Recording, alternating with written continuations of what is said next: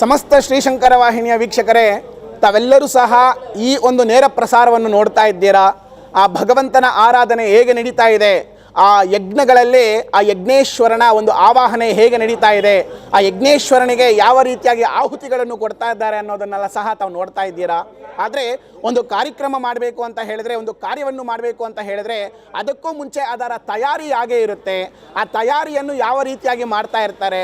ಒಂದು ಹೋಮ ಅಂದರೆ ಕೇವಲ ಒಂದು ಯಜ್ಞೇಶ್ವರನನ್ನು ಸೃಷ್ಟಿ ಮಾಡಿ ಮಾಡುವಂಥದ್ದಲ್ಲ, ಅದಕ್ಕೆ ಪೂರ್ವ ತಯಾರಿ ಅನ್ನುವಂಥದ್ದಿರುತ್ತೆ, ಅನುಷ್ಠಾನ ಅನ್ನುವಂಥದ್ದಿರುತ್ತೆ, ಸಂಸ್ಕಾರ ಅನ್ನುವಂಥದ್ದಿರುತ್ತೆ.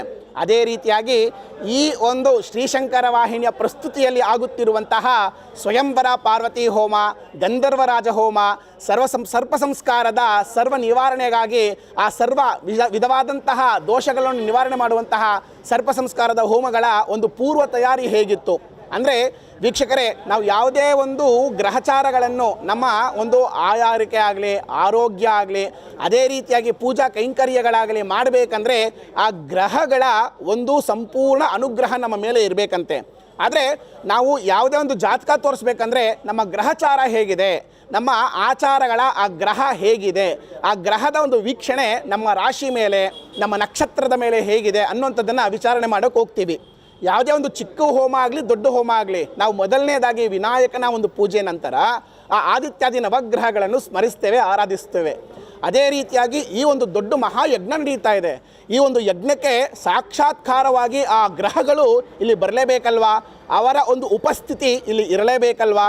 ಹಾಗಿದ್ರೆ ಏನು, ಹೇಗೆ ಕೇವಲ ಕಳಶದಲ್ಲಿ ಆವಾಹನೆ ಮಾಡೋದಾ? ಅಲ್ಲ, ಅವರಿಗಾಗಿ ವಿಶೇಷವಾಗಿ ನಾವು ಮನೆಯಲ್ಲಿ ಒಂದು ಕಾರ್ಯಕ್ರಮ ಮಾಡಬೇಕಂದ್ರೆ ಶಾಮಿಯಾನ, ಚೇರು, ಟೇಬಲು ಯಾವ ರೀತಿಯಾಗಿ ಹಾಕ್ತೀವಿ, ಅದೇ ರೀತಿಯಾಗಿ ಇಲ್ಲಿ ಆ ಮಂಡಲಗಳನ್ನು ನಾವು ಚಿತ್ರೀಕರಣ ಮಾಡ್ತೀವಿ, ಚಿತ್ರವನ್ನು ಬಿಡಿಸ್ತೀವಿ.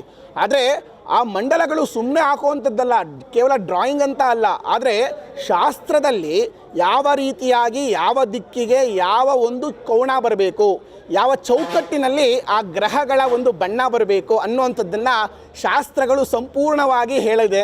ಅದೇ ರೀತಿಯಾಗಿ ಈ ಒಂದು ಹೋಮವನ್ನು ಮಾಡಿಸ್ತಾ ಇರುವಂತಹ ಆಗಮಿಕರು ಶಾಸ್ತ್ರೋಕ್ತವಾಗಿ ಇಲ್ಲಿ ಆ ನವಗ್ರಹ ಮಂಡಲವನ್ನು ಬಿಡಿಸ್ತಾ ಇದ್ದಾರೆ.